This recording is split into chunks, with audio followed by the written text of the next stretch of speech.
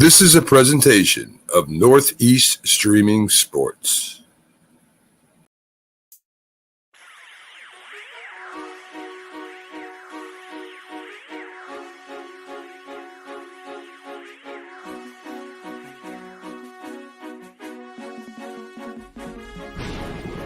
I mean, you can see right now, without LeBron, Lakers are struggling.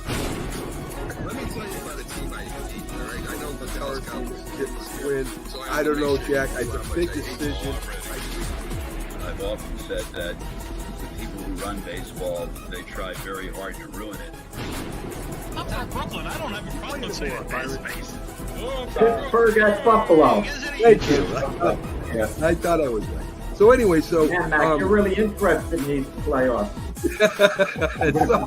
so this is a presentation of Northeast Streaming Sports. Good morning. You're listening to the Mac and Jack Sports Show on Northeast Streaming Sports.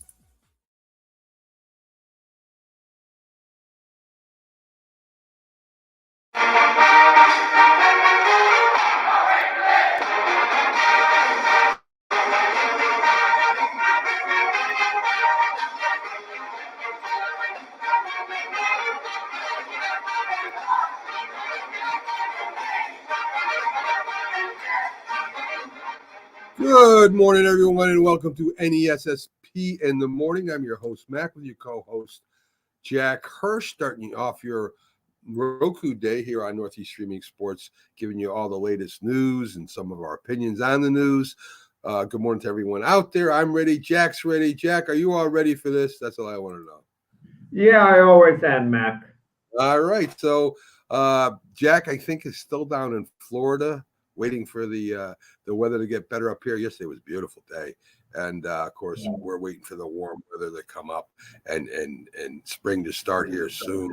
Baseball, everything that goes along with spring, I can't wait for that to happen. So, Jack, let's start it off with a little sad news.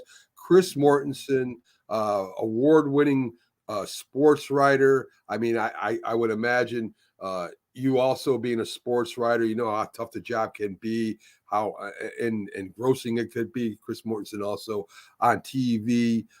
He passed away. Great writer, Jack. Yeah, very, very dependable. And the best tribute came from Peyton Manning. Years ago, when Peyton Manning made the announcement he was retiring, Chris Mortensen was the first to know when he decided he was going to the Denver Broncos. Chris Mortensen was the first to know. That shows you a tremendous level of trust a superstar athlete like Peyton Manning had in Chris Mortensen. Well respected by all his peers, a staple at ESPN. Obviously, he's going to be very much missed. And Pittsburgh linebacker, one that doesn't get a lot of notoriety. We talk about Jack Ham. We talk about the guy with no teeth in the middle, but we don't talk about Andy Russell too much. He was a very good linebacker on Super Bowl teams with the Pittsburgh Steelers, part of the defense Chuck Noll designed, one of the better defenses in the history of football. He passed away at 82 years old. So, player I watched many times in the Super Bowl against the Vikings, the Cowboys, the Rams. Great football player. Sorry to see him go. So the quiet man of the team, Max. The quiet man of the Pittsburgh Steelers. When we talk about those great Steeler teams, we never get around to the name of Andy Russell, but he was as dependable as any player on that team. I would agree with that, Jack. It takes all 11, right? And he was a part of that ferocious defense, the Steel Curtain. You mentioned something before the show. I didn't know about this. There's a trainer, I guess, that kind of gotten into it with the head coach of Michigan, Jack. I was, I'll admit, a bit ticked off when I read this, but in all fairness, you can't quite pass judgment until you've heard the whole story.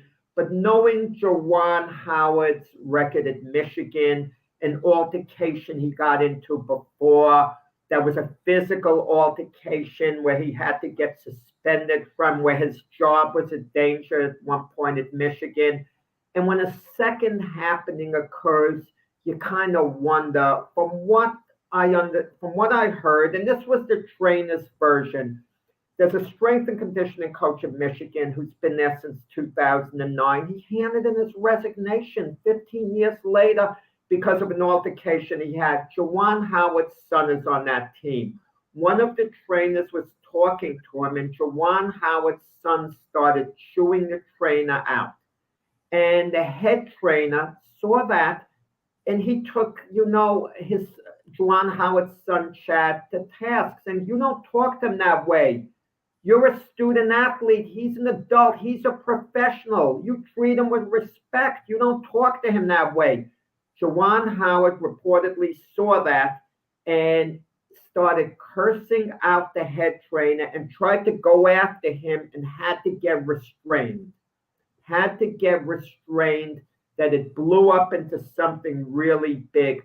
Now, when it gets to be a physical thing, I have no tolerance for that, Mac. None at all. And Jawan Howard exchanged some words with him, and it didn't get overly heated. And then cooler heads prevail later on, and they worked it out. I'm fine with that. That happens. But when he has to get restrained from physically going after the head trainer, enough's enough. I don't care if he was a member of the Fab Five. This is the second physical altercation he's been in. And there's this sense of entitlement with the Fab Five at Michigan because I know Chris Webber had the falling out with them, wasn't there for years. And even though Jawan Howard's an icon as part of the Fab Five at Michigan, and he's the head coach there, enough's enough. I think I would fire him now, Mac. Yeah. I would actually fire him if it's true. If his son was cursing out the trainer, okay, over there, and then was taken to task, and Jawan Howard went after the head trainer to physically attack him, I would fire him. This is the second physical altercation, and I don't want to hear, well, he's a legend at Michigan, part of the Fab Five. You want to know something, Mac? Fab Five never won an NCAA tournament. Not that it matters, but they never won an NCAA tournament.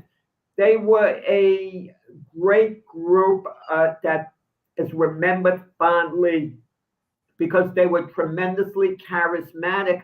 But at the end of the day, they couldn't get it done. They couldn't deal with Coach K's Duke team. They just couldn't. They couldn't get over the top. Okay? Yeah. And, enough's enough there, with Jawan Howard.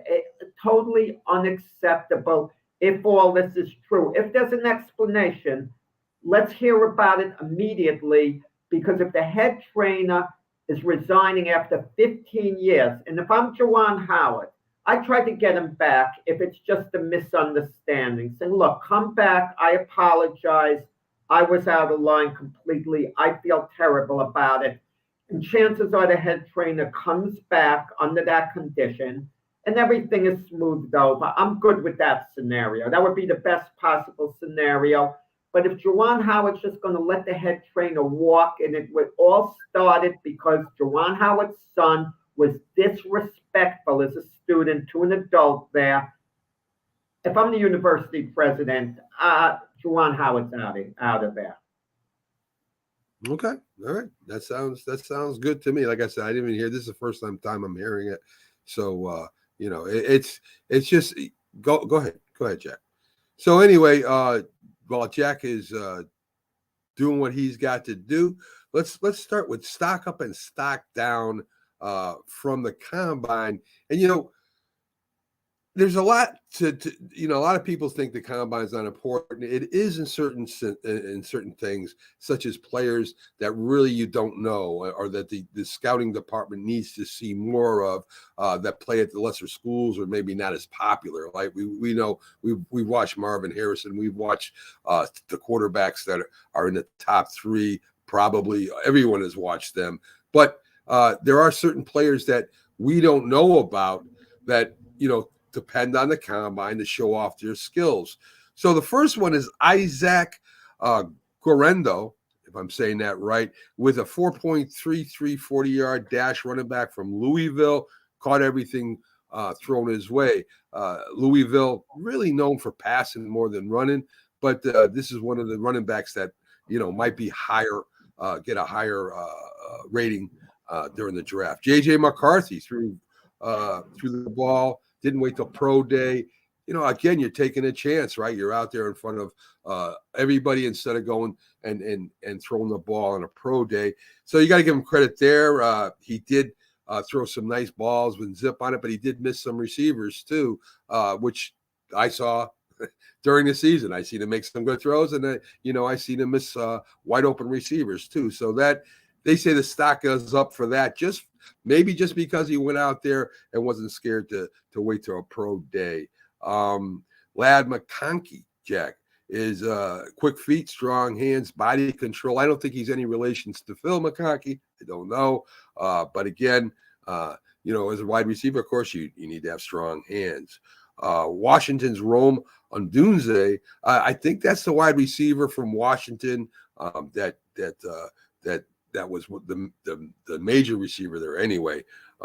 He of course he had a very good camp there, a very good combine. Jalen Wright, flying a bit under the radar, coming in as vet. He ran a 4.340 dash. Drill work was strong. So those are the main guys that the stock kind of went up for, Jack.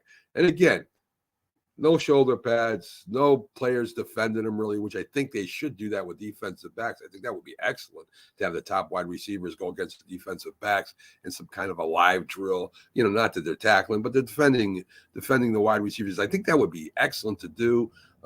Maybe they're worried about him getting hurt. I don't know. But anyway, those are some of the players that have stock up. Stock down, Keon Coleman took a hit. He only had a 4.61 40-yard He dash. is going to be really good. Remember that. Keon Coleman, Yes. wide receiver. Some Yes. team's going to get a steal on him because his stock is going to drop because of these combines instead of looking at game film. Remember, Keon Coleman. I'll remember that name. Something that Byron complained about in the comments yesterday, not running good routes, not running crisp routes. He did not run very crisp routes. Let's see. Also, Troy Franklin struggling around the cones. You know how them cones will get you. I did that when I did, the driver's test. I hit a couple cones then, but they didn't take it. They didn't, keep my license from me. And let's see, Buck Irving, only a 4.55. They're looking for people who do 4.3s and 4.4s now. That was my 40-yard dash. Jack, I was a 4.58. So I wasn't the fastest guy on the 40-yard dash either. I had the quick moves, though. But anyway. Mac, and part of that 40-yard dash, it's so silly doing the times. It doesn't fully take into account the start, how a guy leans over at the end. I mean, it's silliness, too. It doesn't take into account football speed, how you get, if you're a receiver, how you get to make the cornerback react. Okay, it's silliness. It really is silliness. That's why the 49ers ages ago, they drafted Skeets Nehemiah, who is the world record hurdler. Oh, what speed, what this. The Dallas Cowboys drafted Carl Lewis, the Olympic, legend, sprinter they drafted him when there were 12 rounds, like on the last round, figuring Usain Bolt, a team easily would have taken him. Has he even touched the football in his life? Yeah, big man, too. That might have been a good pickup. That's a big guy. Who? Bolt, huge guy. That's a big. Usain Bolt. Oh, yeah. Well, listen, he's so quick. They figure if he catches the ball, he's going to take off. No one's going to catch him. Of course, they're not if he's in the open field. Well, how often is he going to get into the open field? I mean, you have to have some type of background in football. There's certain instincts. You have to, but these combines, these guys have played the game, but some guys don't pick up on things like the cones. They're just a little confused about the drill. Not that it's that hard. They're having a guy zigzag around the cones. I mean, that's not his thing. He's not used to doing that. He's used to playing football, not mastering the cones. Listen, I agree with you, Jack. The 40-yard dash is good if you're trying out for track, I think. But for football, I'm not sure if that's a big deal or not. So Can you imagine you want to try out for the track team, Mac? It's the same thing as a guy trying out for the track team, but you throw him a football and he has to sprint to the football, and that's how you test his time, whether he could make the track team. How fast he runs to the football instead of sprinting normally. John wants to know, would Usain Bolt have been a good pinch runner in baseball? Yeah, he would have been great. Yeah. Well, they had in the early 1970s. Okay, 1974, I remember. Herb Washington was a pinch runner for the Oakland Athletics. Charlie Finley, the owner, recruited him because he was a track guy.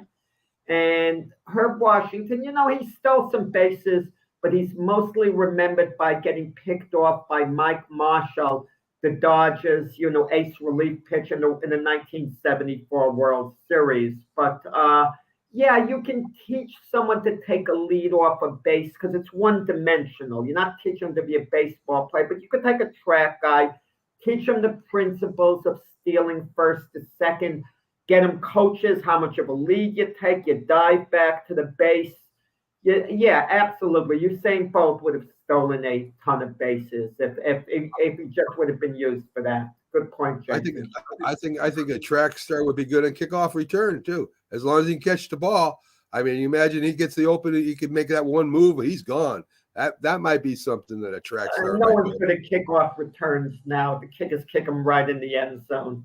Well, yeah, they do for the most part, unless they want you to try to return them. Yeah, then they do. Anyways, let's see. Joe Burrow is expected to be cleared from injury in May, which means he'll be able to start throwing the ball again. And of course, they missed him last year. The guy that filled in for him, Jack, I have a brain freeze right now. The backup quarterback for the Bengals, who played really well last year.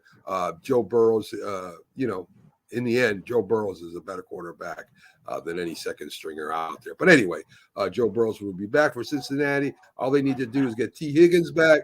Joe Burrows is a better quarterback than just about any other star in the league. What are you saying? Better than all the second stringers? He's up there. He's in the top. He's in the top 10, Jack. I think he's pretty. Good. Easily in the top 10. Mac, easily. Come on. That's a conservative. That's a safe view to take to say Joe Burrow's a top 10 quarterback. Yeah, easy top 10. Top 5 quarterback if he's if he's healthy. Yeah. You could argue that. Make a valid argument that he's the second best quarterback in the NFL. A valid argument. I'm not saying he is. I don't want to start debating back and forth, but you can make a good argument for that. Okay, I would agree with that. Pro Bowl offensive tackle Tyrone Smith's been with the Cowboys for a long time. He's been to Pro Bowl 8 times. He's a very good left tackle. A little old in the tooth now. Still probably a good offensive tackle. I expect another team to pick him up. He wanted some big money. Oh yeah. I mean, offensive tackles at a premium. Yeah. How is Joe Burrow, Patrick Mahomes' kryptonite? Jason, when they played last in the AFC Championship game, the Chiefs beat the Bengals. So much for the kryptonite. Yeah. Once if Burrows goes to a Super Bowl, wins a Super Bowl, then I consider him up there alongside Patrick Mahomes. Yeah, Burrow hasn't won a Super Bowl yet. He's went to 1 Super Bowl. Mahomes has went to 4. How's he kryptonite? Maybe it's the other way. Maybe Mahomes is Burrow's kryptonite. Maybe possible. That's what he meant. Yeah. Very possible. Giants released veteran guard Mark Glowinski. Pretty good player. Not that he's not a dominant guard or anything, so that's really not going to hurt him that much. Now, this is what we discussed before the show, and it's interesting that the NFL is funny. The NFL tries certain things, they change the rules, it doesn't work out, and then all of a sudden they go back to the original rule, and then they make it even better. And it makes no sense to me. Sometimes, you just leave things alone. If it's broke, don't fix it. And everybody wants to fix things. I don't get that. But anyway, so during the onside kick, they're going to be able to use an unbalanced line, Jack, which means you can have 4 guys on one side and 6 guys on the other. Last year they couldn't do it. It was 5 and 5. So they can actually put another person on the other side. which of course the return team will see that and put an extra guy on their side too. But anyway, they're trying to make the onside kick relevant again, which is to me is a good thing. It's an exciting play. I think it was only 3% of the onside kicks were recovered over the last couple of years. Some ridiculous stat where it's almost not as impossible, where it's impossible to recover the ball. So maybe this gives them an extra chance. They're also going to do something that the USFL or XFL did, maybe both of them. They changed the kick return rules. They kick off the ball, everybody can run down the field. And for the most part, we had some good returns, but for the most part, as you said, you either kick it in the end zone, or if they kick it short enough, you could put up your fair catch, get it at the 25 or 35, whatever it is now. But not too many people return it. You see them return it near the end of the game where they need a big play, or if the kicker says, well, let's see if you can return the ball and get past, the 35-yard line. So what they're going to do now is they're going to kick the ball off. They're going to wait. They're going to get ready, set, go. As soon as he catches it, then they're going to go, which will give the returner, of course, time to pick up some yards before they tackle him. Again, now you're making it easier than it was before, Jack. So not only did you change the rule to make it harder, now you're going overboard the other way, Jack.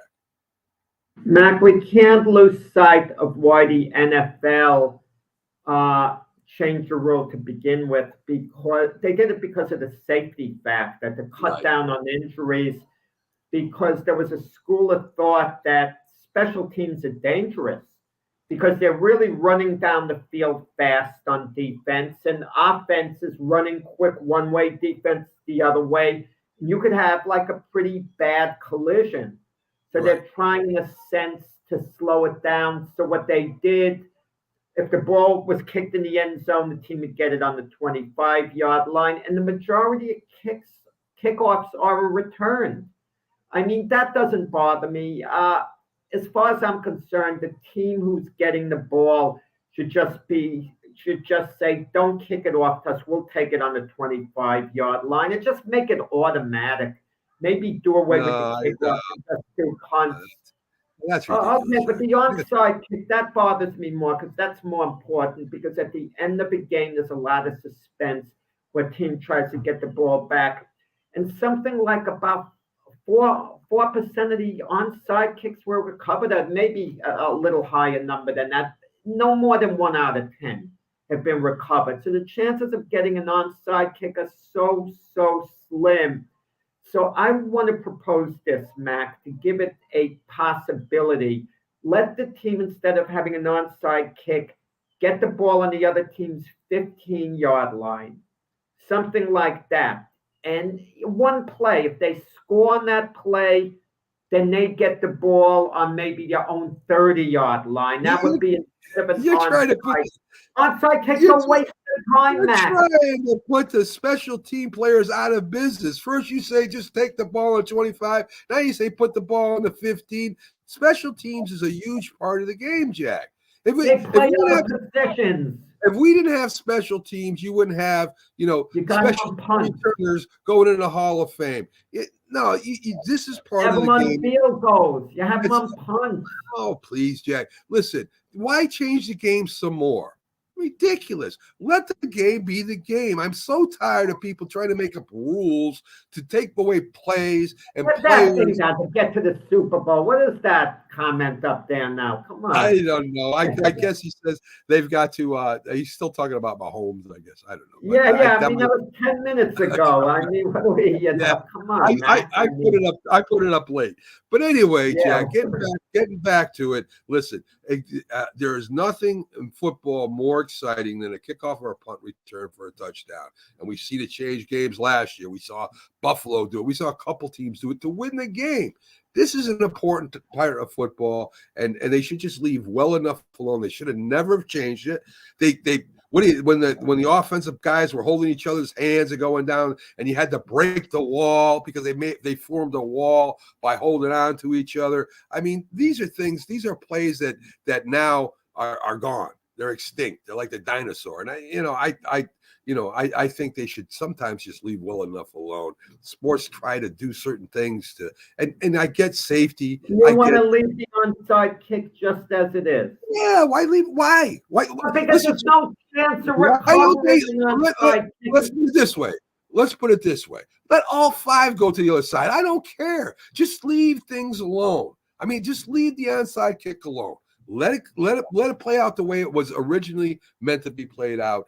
A desperation play is what it is. It's not I practice onside kicks and talk about people getting injured, flying at each other at 100 miles an hour, trying to block people and stuff just as much as an injury. And what happened to all these new helmets? How come we're still getting concussions when they're designing all these new helmets and we're still getting concussions? Take the helmets off. Let's play without helmets again, and nobody will leave with their head anymore. That's the way you fix that problem. And just put the old leather helmets on again, Jack. That's what I say. Enough with this nonsense. Just play football, for God's sakes. Let's get to the 4 teams that Jack is really interested in that are linked to Justin Fields. We've heard about Atlanta. Atlanta's making a big move, trying to get him. Pittsburgh's a possibility. I don't think he's going there, but it's a possibility. Minnesota, they're going to sign Cousins there. I think that's ridiculous. And the Raiders, maybe. I don't know. Maybe the Raiders take a chance and bring Fields over. Fields, to me, Jack, is a great athlete who's been injured a couple times, and that's what happens to running quarterbacks. They get hit a lot. And I think if he stays healthy, as we say all the time about any player, he could be a very good quarterback. I don't know. I'm kind of losing my feelings for Justin Fields, if you know what I'm saying. And maybe he never makes it. I don't know. Mac, if someone writes down who they link players to, some anonymous person, and everyone picks up on it, if you look carefully at all the rosters, it's not likely that Justin Fields is going to be starting for anyone next year. Not likely. Possibly he will. There's always this small chance he's going to come back to the Bears. It could happen. Yes. But even if the Bears trade down and move on from Caleb Williams, which they don't want to do, but if they're offered a king's ransom by the Washington Commanders, that means they're going to flip-flop picks 1 and 2, and they're going to get a couple of other first-round draft choices and some other draft choices on top of that. But even if that happened, they're probably going to take Drake May with the 2nd overall pick.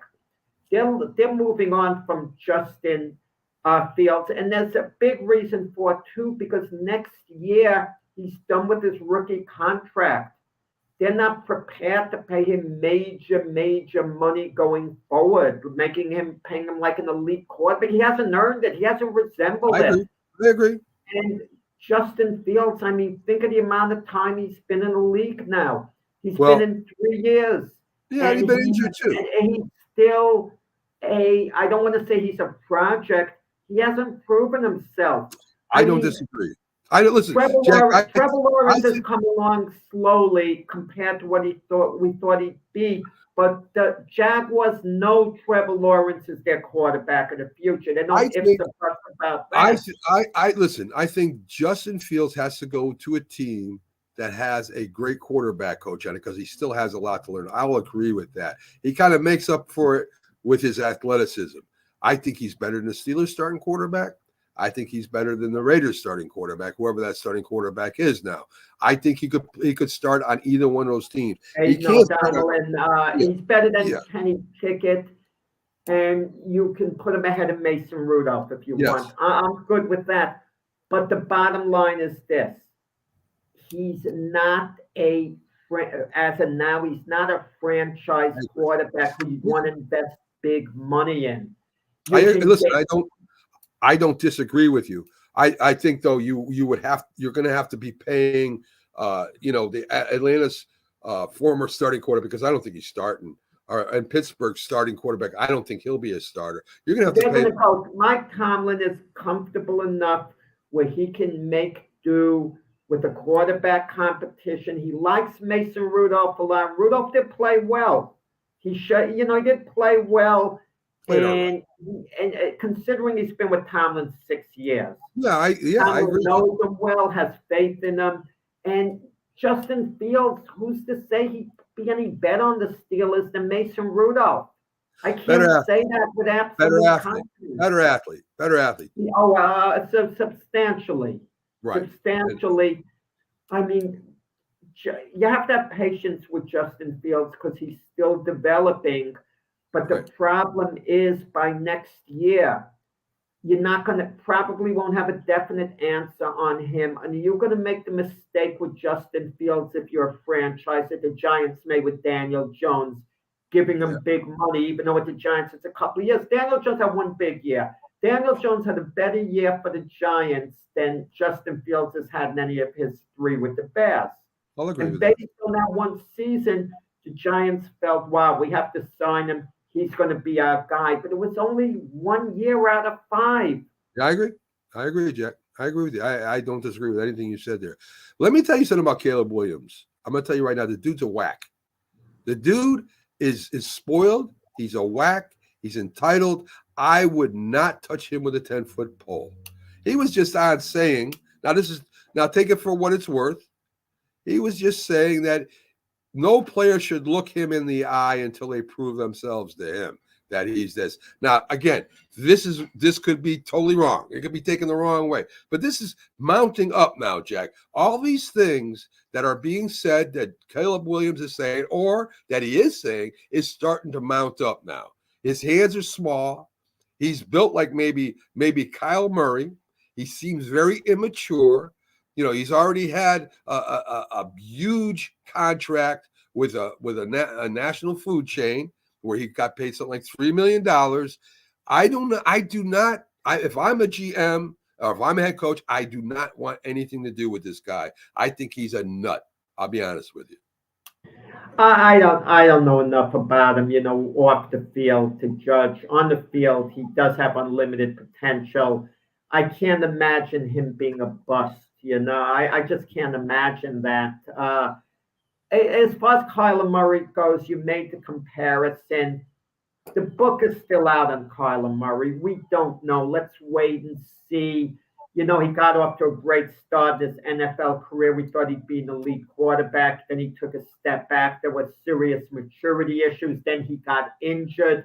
Came back at the end of last season, and he seemed to have his head on the grindstone. He seemed to be focused at the end of last season. Let's see if he carries it over. Maybe Kyler Murray's turned the leaf. Okay? Maybe he has. Maybe Kyler Murray is going to be an outstanding quarterback for the Arizona Cardinals going forward. Keep in mind this, too, with the Cardinals. They go number 4 overall in the draft. Marvin Harrison Jr. is there for him. They're going to draft him. He is going to be a major weapon for Kyler Murray. He's going to make Kyler Murray a better quarterback. I don't know if he's going to be there or not, Jack. You got 3 teams in front of the Cardinals that might take Harrison.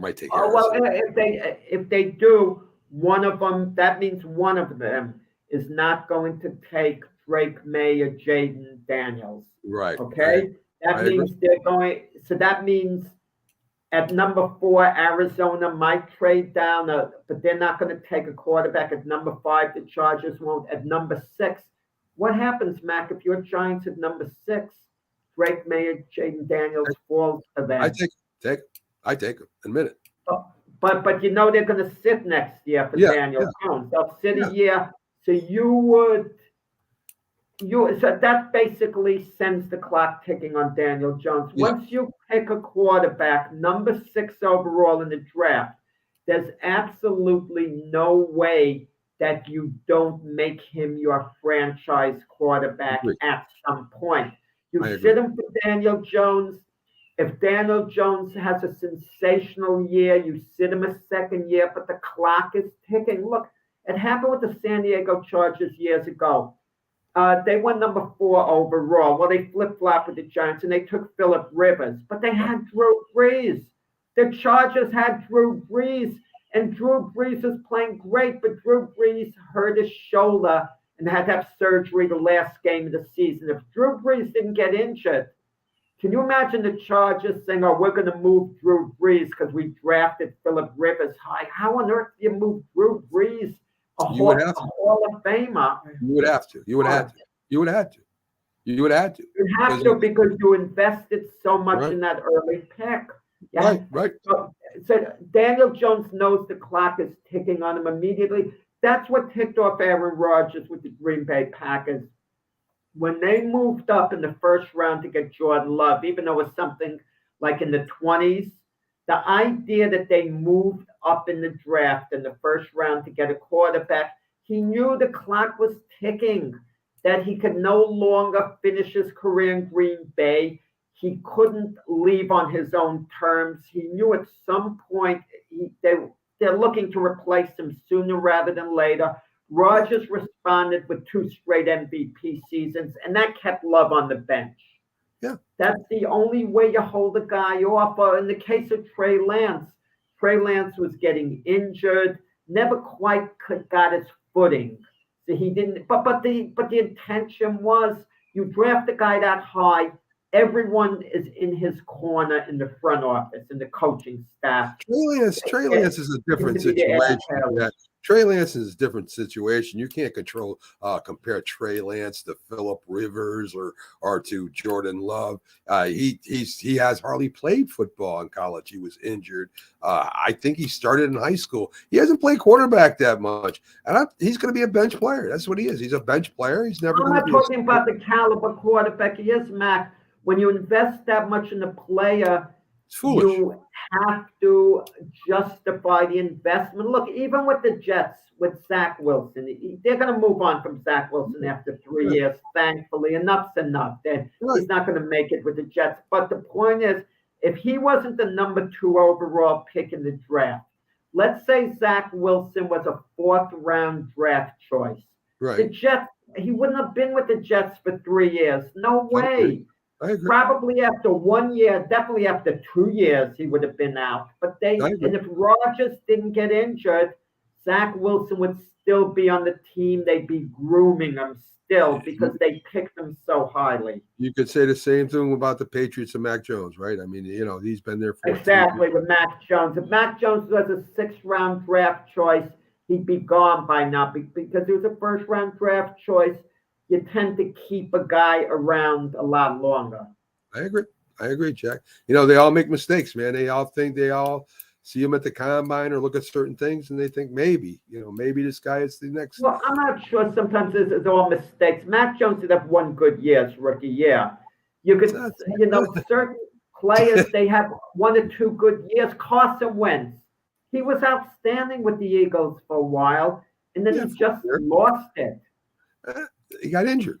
But he was never the same after that. When he came back to the Eagles, when he got over the injury, he wasn't as good. He went to Indianapolis. He went to Washington. He wasn't as good. He went to the Rams as Matthew Stafford's backup. Carson Wentz is available for someone to get as a backup. You kind of wonder would a team like the Jets pick him up or the Giants pick him up. Wouldn't that be something for Eagle fans to see Carson Wentz in a Giant uniform finding his way onto the field in the game against the Eagles? I don't know. Maybe the Eagles pick him up. I don't know, Jack. No, they're not going to revisit Carson Wentz. No, not reunite him with Jalen Hurts. Yes. Hurts was his backup. No, that wouldn't make sense at all. It'd be funny though. It would be fun to hear Pags talking about about having Carson Wentz back, which I still think he is. He is Carson Wentz's jersey. So he was a big fan of Carson Wentz when he started. He's still wearing that 11. So let's start on the NBA. I'll give you the scores first. Last night, Philadelphia beat Dallas 120-116. Yeah, I could comment about the games after you go. Tell me about this Dallas Maverick team that lost to the Sixers. Luka and Kyrie Irving had really good games. And if you can't beat a Sixer team without Joel Embiid, when your 2 star players are having good games, what does that say about the Mavericks going forward? I don't know, Jack. They haven't lived up to the expectations yet. I don't think they will. I think it's Kyrie Irving, I'll give him credit. He stuck to basketball. He's played hard this year. Kudos to Kyrie. for his attitude this season. I respect what he's done with the Mavericks so far. But the point is, they're not winning, him and Luka together. The chemistry is just not there. I mean, they have a winning record, but they're not a NBA title, contender. I agree, Jack. The Clippers beat Minnesota 89-88. That's a big defensive game. Yes, it was. It was. Golden State gets blown out by Boston. Boston, that's like the sixth biggest victory. I think 50 points almost there. Can anyone beat the Celtics this year? Can anyone? Can anyone on the East stop them? Keep in mind, this isn't the NCAA tournament, Mac. Anyone could be beaten for a game there, no matter how strong they are. Can any team beat the Celtics 4 out of 7 the way they are now? I mean, no, I don't think so. Not right now. There would have to be a few injuries for that to happen. To Tatum and to Brown and to Porzingis. Obviously, yeah. That's the only way they're going to beat them. They have to beat themselves. You had Orlando beating Detroit 113-91 in a game that really doesn't matter. Toronto. Banchero, underrated player for the Magic. Very good point. Not a Duke, yeah. Toronto 111, Charlotte 106. Yeah, Mac, in a rush to get this out of the way. This is the NBA. I know basketball isn't your favorite sport. If you're going over the score to comment on the game, just like Zip, I'm not stopping you. I mean, the Toronto Raptors, they make a deal with your New York Knicks, okay? And they get, Quickly and Barrett, and the chemistry isn't there. For the Raptors. I mean, Scotty Barnes didn't play yesterday, but Scotty Barnes is, one of the Raptor, names of the future. He's going to be a Raptor starter future. Very good player now, Scotty Barnes, of course. But the chemistry isn't there. What are they going to do with the Raptors? The Raptors are a mess. I know they're not as bad as the Wizards or Pistons, but I don't see right now a path for the Raptors going forward unless they really tear the team down. Maybe they could get some draft choices for Quickly and Barrett if they package them somewhere. So you think Quickly and Barrett may be on the move again? Is that what you're saying? I would look to move them probably. I would. Because I think they would have some value to other teams. True. More so than the Raptors. Jason asked, do you think it's because Mark Cuban isn't as involved? I think Cuban, who says he's not involved? I know Cuban made the sale of the team, but it was based on him really being in charge of the team for X amount of time. I'm surprised Mark Cuban sold the team at all.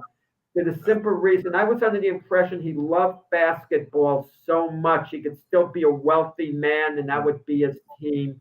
But the chemistry is just not there with it. And it hasn't been.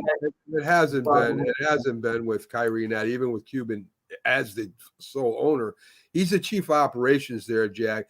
He sold a piece of that to his friend who's in real estate. So I think he's doing that as a business move to maybe get more involved in real estate. And I think it's kind of a washing each other's hands there, and that's why he did that. But he still made a lot of money off that partial sale there. I mean, you make a lot of money, but Max, think about this, and I'm not one to say. I'm just going to speculate. Yes. Let's say someone is worth $7 billion. $7 billion. You can increase it to $10 million, but you have to sell your team. But if you don't sell your team, it's still at $7 billion. Do you love your team so much that, look, I have enough money, more than enough to last me lifetimes. So Mark Cuban always struck me as the type of guy who absolutely loved being the owner of sports team, and a good guy, too, on top of it. A good guy who communicated well with his players. The players seemed to like him. He was non-threatening. And he struck me as a type of owner. If you have a problem, you could sit down and talk to him about it heart to heart. Good guy that way. And to be a cheap operating officer and to sell your team doesn't mean that's going to last. What happens if he gets into an argument with his friend for whatever reason? Or what I mean, happens? listen, I do Something- not. I do not worry about what happens to Cuban. I don't care if he sells and makes 20 more billion. Good for him. I mean, to me, it's not even that much of a topic. Maybe For me. he's looking to run for political office down the line. I don't know. That's next. The Knicks beat Cleveland. Let me tell you, Jack. The Knicks are in the Cleveland Cavaliers' head. They could beat them at anything. They could beat them at Scrabble. They could beat them at flag football. They could beat them in any competition they want to play them in. For some reason, Cleveland has a kind of a block when it comes to the Knicks. Well, Donovan Mitchell doesn't play. Well, neither did the Knicks. Neither did Randall. Neither. I mean, Right. okay. I mean, I could go on. So anyway, Brunson went out early. He hurt his knee. right. The Knicks and Brunson are fortunate because it's only a bad bruise. They thought it maybe could have been something a lot more serious. The Knicks lost Jalen Brunson the years out, but the Knicks, I'll tell you, they miss Randall a lot. Even Randall comes back. I still think they're a player away from getting over the top. I mean, can they compete with the Celtics? Can they play the Celtics best 4 out of 7 and win a couple of games? Yeah, of course. But I don't think they have that extra push, that extra strength to get over the top of the team. I wouldn't disagree with that at all. I think the Celtics are the best. If you could take 2 or 3 guys from the Celtics, I think that's pretty good. Playing them probably the best team in basketball right now. I would take that as a win this year anyway. I would say that's a win. So interesting stuff there. Indianapolis beats San Antonio. Wemby with another big game. Wemby's great. Leads the league in block shots. Yeah. Well, he's 8'10", Jack. Of course he leads. But he plays like a god too. I know. I know. Arguably the most versatile player in the NBA. When you look at his height, how he rebounds, how he handles the ball. I mean, he does everything. The next LeBron James is Wemby. Well, hopefully he wins more championships than LeBron. LeBron won 4, Mac. Well, you're making it out like LeBron hasn't won championships. He's played for 30 years.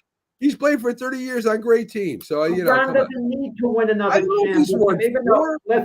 Even though I know Mac, Jason Gonzalez will agree with you because he judges players strictly on the amount of rings they win and nothing else. That's how he rates players. As his 4 champions, are you counting that mid-championship half-season thing that they did?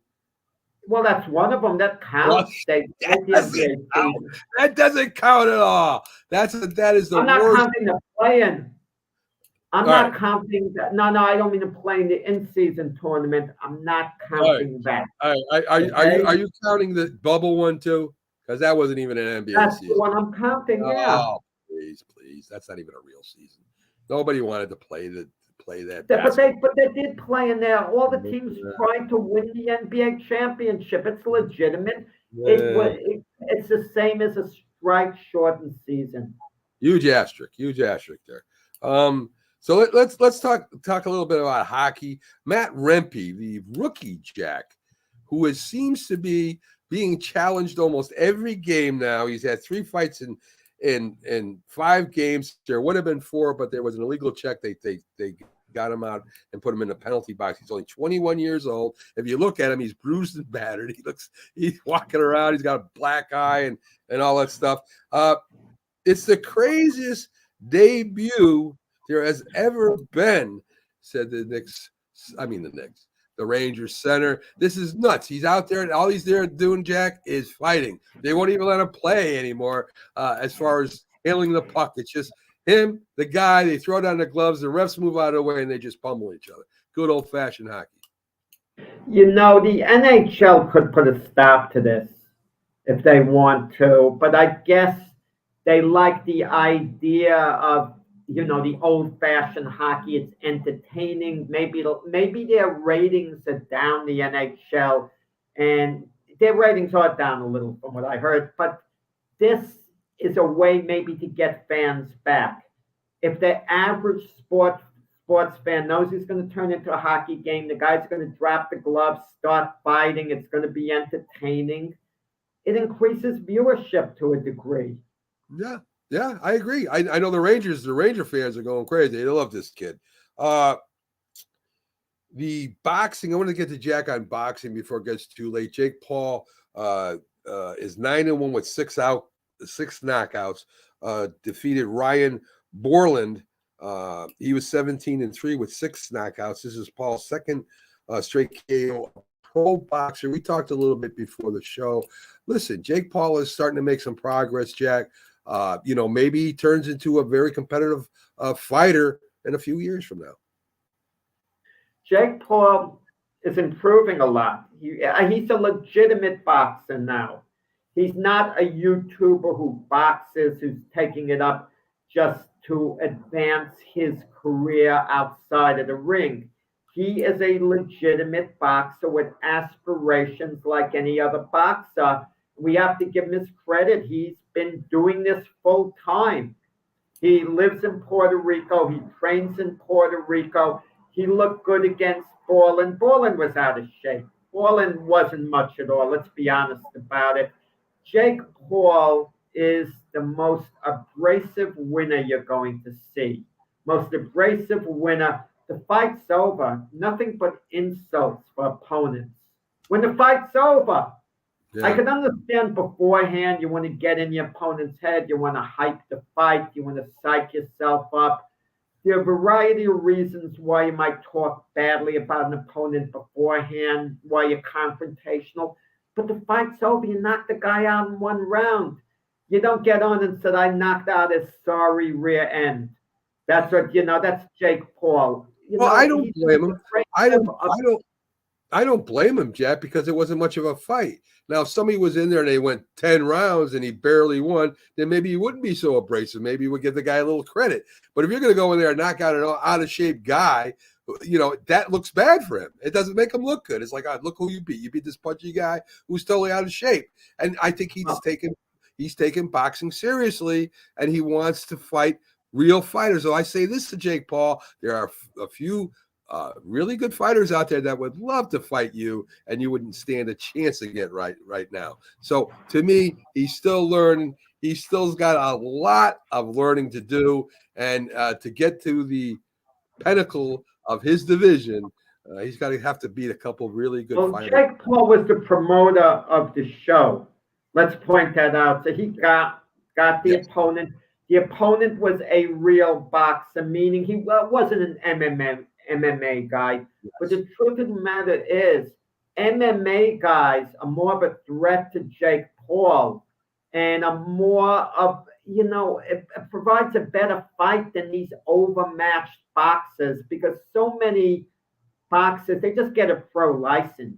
Anyone can get a pro license. You pass medicals, you let them know you have some type of amateur background. You don't have to be able to fight much to be a pro boxer. It sounds good. Oh, I'm a professional boxer. It's like getting a job as a sales clerk saying, yeah, I'm associated with Macy's. You know what I mean? It sounds good, But hey, listen, he did a good job. Jack, he did a good job. He did a good job putting that fight together, I think. You said the last fight. The main event, he promotes Amanda Serrano, the female fighter. Right. And before her fight got canceled basically at the last moment.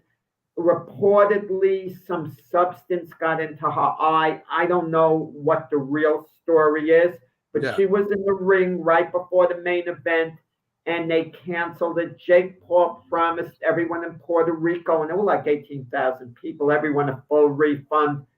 Hopefully he keeps his word on that, and they do get, the full refund. And there was no need to give everyone a full refund. It's a classy move by Jake Paul. I don't think that's if he carries through on that. I don't think But that's Amanda Serrano's career is going to be in jeopardy. And kudos to the doctors in Puerto Rico. They wouldn't let Amanda Serrano fight, even though they had all those people in attendance who were going to be disappointed she wasn't in the ring. There'd be physicians, I'm sure, in other parts of the world who would not have stopped the show at the last moment. I'll pull out the main eventers at the last moment. I got you. And I think, listen, They got, as we talked about before, they got a full night of fights. If he gives them a partial refund just for the last fight, that's good of him. He doesn't have to give anybody a full refund. That's ridiculous. I don't. That's a great point, Mac. Is he obligated to do it? Maybe in this case, he's morally obligated. I'll tell you why. Because the doctors knew about this, from what I understood, in advance. It didn't come up right before she went in the ring. Right. I think they knew about this a day or two before. That there could potentially be a problem of her not fighting, but they were trying to convince the doctors for Serrano to fight. Do you think they could have scheduled somebody else or some other fight in that place in 2 days? No, they couldn't have done it because Serrano is Puerto Rican and she was fighting in front of, a Puerto Rican hero in sports, fighting in front of her home crowd.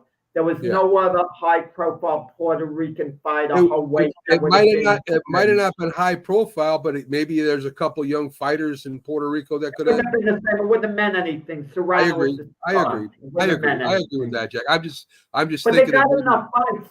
They got a WBO light flyweight title match with 2 Puerto Rican fighters on the undercard. Yeah. And they had other Puerto Rican fighters on the undercard. And they had Jake Paul, who lives in Puerto Rico, even though he's not considered to be a Puerto Rican. They have to like him because he lives on their island. Yeah, so they like adopted. They do root for him. Yeah, he's like adopted. So he's theirs in a certain sense. So he didn't have to give the refund. No, he didn't have to do it. And I think people would, the 18,000 crowd, how many would have turned out otherwise? I don't know, would they have gotten 18,000, but we can only speculate how many would have showed up otherwise. Well, listen, good for Jake Paul. Hopefully he continues success, learns to close his mouth. He challenged Canelo after the fight. Jake Paul weighs a couple of 100 pounds. Jack, I'll challenge Canelo right now. I'll challenge him to a match right now. How's that? There you go. I mean, here we go, Canelo. I want you. Let's fight. How much money? Canelo might accept it. Yes. Canelo might think I beat this guy easy. I make big money. Jake Paul is not a pushover anymore. Yeah. No, of course I wouldn't pick him to beat Canelo, but he's not a pushover. Him fighting Canelo without weighing Canelo by 25 pounds. He better wait about 5 more years. Right now, Canelo would destroy that kid. Destroy him. Canelo knows more about boxing than Paul could dream about knowing about boxing. Wait till he gets a little bit older. When he's like Mayweather's age. Then challenge him. He still might lose. Anyway, folks, thanks for tuning in to our Monday NESSP in the morning. Plenty of shows coming up. Coffee and sports right after that. You'll see a Green Bay Packer morning show. Nowhere else will you see this on Roku but on our channel. So all day, all night, all sports, all day, every day here on your Roku channel. Thanks for tuning in. Have a great day. Jack, thanks for attending. He'll be missing. He's going to be leaving me for a while, folks. I don't know what I said to him, but eventually you'll see Jack will be gone for a week. He does this to me every year. And that's at the end of the month, Mac. I'm on vacation. At the end of the month, we got the whole month to go here just about, Mac. You're retired. You're on vacation every day. You're retired. How much vacation? You're taking a vacation from retiring. I don't know. I don't get it. But anyway, folks, that's my Jack. My best friend on the air, and off the air, he's even a better friend. So, folks, have a great day. We'll see you Wednesday for the NESSP in the morning. And if you didn't catch it today or you want to see us again because we're so good, we're rebroadcast tomorrow on the Roku channel. And my show tonight, Gloved Fist, 7 p.m. Eastern Time with Frank Laterzo. Tune in for an hour boxing, fast-paced talk. The best boxing show on the net by far, folks. Tune in and watch these two go at it as they always do. Have a great Monday, folks.